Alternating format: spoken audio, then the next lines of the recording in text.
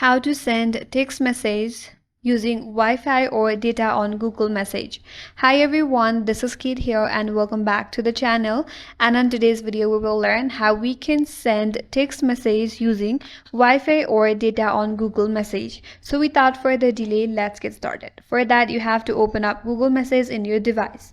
Then tap on your profile at the top right and then head over to the message settings. Once you're here, tap on General. Now under your General settings, you have to tap on the first option that says RCS Chats. So to send text messages that can be either SMS or the MMS using your Wi-Fi or data, you have to turn on this toggle that says RCS Chats. So turn on this toggle and wait for a while.